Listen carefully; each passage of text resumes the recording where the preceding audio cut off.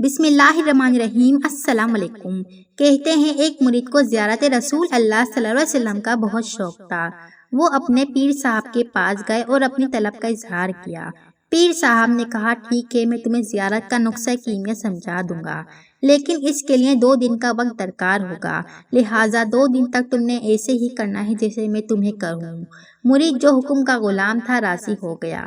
پیر صاحب نے فرمایا کل رات کا کھانا آپ نے میری طرف کھانا ہے، میری طرف سے آپ کی دعوت ہے، اور کرنا یہ ہے ابھی سے لے کر کل رات تک بلکہ پرسوں صبح تک تم نے پانی نہیں پینا، باقی کھانا کھاؤ بے شک۔ مرید وعدہ کر کے چلا گیا۔ وہ پورا دن اور اگلی شام تک مرید کے وعدے کے مطابق پانی نہیں پیا۔ بہت پیاس لگی لیکن برداشت کیا اور صبر کیا، لیکن ہر وقت پانی پینے کا خیال اور طلب ذہن میں رہی۔ شام کو وہ اپنے پیر صاحب کے گھر کھانے پر پہنچ گیا۔ پیر صاحب نے بے شمار مرغن کھانے بنوائے ہوئے تھے۔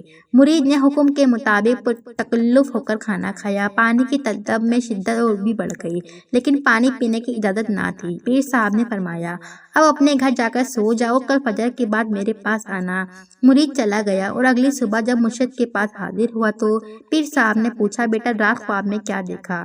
مرید نے عرض کی حضور ہر طرف پانی ہی دکھتا رہا ساری رات۔ پیر صاحب نے شفقت فرمائی اور مرید کو پانی پلا کر سیر کیا، پھر فرمایا دیکھو بیٹا جس چیز کی طلب ہمارے اندر شدت اختیار کر جائے، ہر وقت ذہن اور سوچ میں بھی وہی چیز ہو تو پھر وہی کچھ خواب میں بھی نظر آتا ہے۔